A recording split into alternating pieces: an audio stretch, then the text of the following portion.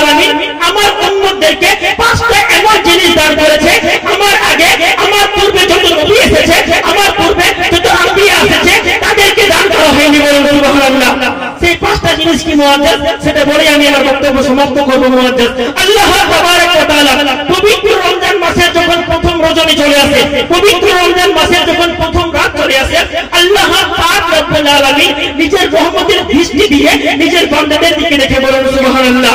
এখন আল্লাহ পাক রব্বুল আলামিন নিজের বান্দাদেরকে নিজের রহমতের দৃষ্টি দিয়ে দেখে, যে বান্দার প্রতি আল্লাহ পাক রব্বুল আলামিনের রহমতের দৃষ্টি পড়লো, সেই বান্দাকে আল্লাহ তাবারক ওয়া তাআলা কোনদিন জাহান্নামের মধ্যে দিতে পারে? বলুন মুআজ্জাজ, আপনারা শিক্ষিত সমাজের মানুষ, আল্লাহ পাক রব্বুল আলামিনের পবিত্র রহমতের নিগাহ যেই ব্যক্তির প্রতি পড়ে যাবে, সেই ব্যক্তিকে আল্লাহ পাক রব্বুল আলামিন কোনদিন জাহান্নামের মধ্যে দিবে না। মুআজ্জাজ, এক নম্বর। দ্বিতীয় নম্বর, আল্লাহ পাক রব্বুল আলামিনের ফেরেশতারা ৭০,০০০ ফেরেশতা রাত এবং দিনের মধ্যে সেই বান্দার জন্য মাগফিরাতের দোয়া করে, যেই বান্দা পবিত্র রমজান মাসে আল্লাহ পাক রব্বুল আলামিনের ইবাদত করলো, যেই বান্দা পবিত্র রমজান মাসে রোজা রাখলো। বলুন সুবহানাল্লাহ।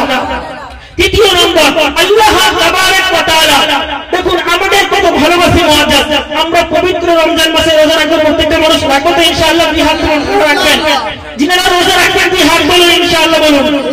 দেখুন মুআজ্জাজ, পবিত্র রমজান মাসে যারা রোজা রাখে, সারাদিন না খেয়ে থাকার পর দেখবেন সন্ধ্যার সময় আমাদের মুখ থেকে একটা দুর্গন্ধ বার হয় কিনা মুআজ্জাজ? না খেয়ে থাকার কারণে আমাদের মুখ থেকে একটা দুর্গন্ধ বার হয়।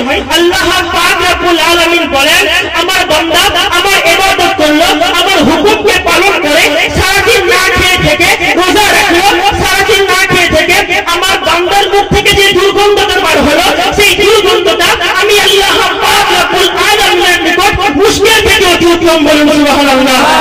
কয়টা হলো? তিনটা।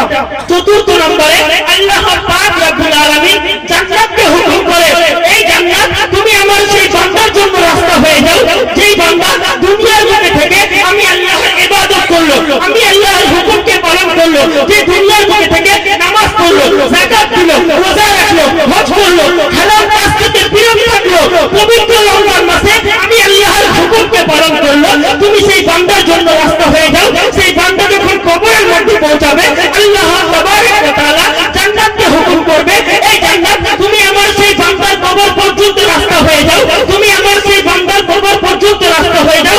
কারণ আমার বান্দা দুনিয়ার জগতে থেকে অনেক রকমের ঝামেলা সহ্য করেছে, আজকে সমস্ত ঝামেলাকে ত্যাগ করে দিয়ে আমি আল্লাহর রাস্তায় চলে এসেছে, আমি আল্লাহর পাক রব্বুল আলামিনের ডাকে সাড়া দিয়েছে, এই জান্নাত তুমি আমার সেই বান্দার জন্য রাস্তা হয়ে যাও। বলুন সুবহানাল্লাহ। এবার শেষ মুআজ্জাজ, ৫ নম্বর, আল্লাহ পাক রব্বুল আলামিন এই সমস্ত মানুষেরা পবিত্র রমজান মাসে আল্লাহ পাক রব্বুল আলামিনের ইবাদত করলো, রিয়াজত করলো, আল্লাহর হুকুমকে পালন করলো, আল্লাহ তাবারক ওয়া তাআলা পবিত্র রমজান মাসের শেষ রজনীতে আল্লাহ তাবারক ওয়া তাআলা সমস্ত বান্দাদের মাগফিরাত করে দিয়ে থাকে। বলুন সুবহানাল্লাহ। সমস্ত বান্দাদেরকে মাফ করে দিয়ে থাকে। দেখুন মুআজ্জাজ, আমার নবী মুস্তাফা বারগাহে নবুয়তের মধ্যে যখন এই সমস্ত কথাগুলো আলোচনা করছিল, তখন সেই সময় একজন সাহাবী আমার নবী মুস্তাফাকে বলল, ইয়া রাসূলুল্লাহ, ইয়া হাবিবাল্লাহ, সেই রাতটা কি লাইলাতুল কদরের রাত? তখন আমার নবী মুস্তাফা বলেন, ওরে আমার সাহাবী শুনো, সেই রাতটা লাইলাতুল কদরের রাত না। যখন কোনো ব্যক্তি দুনিয়ার বুকে কোনো মানুষের কাজ করে থাকে, কাজ শেষ হয়ে যাওয়ার পর যেমন ভাবে তার মজুরি পায়, তেমনই ভাবে আল্লাহ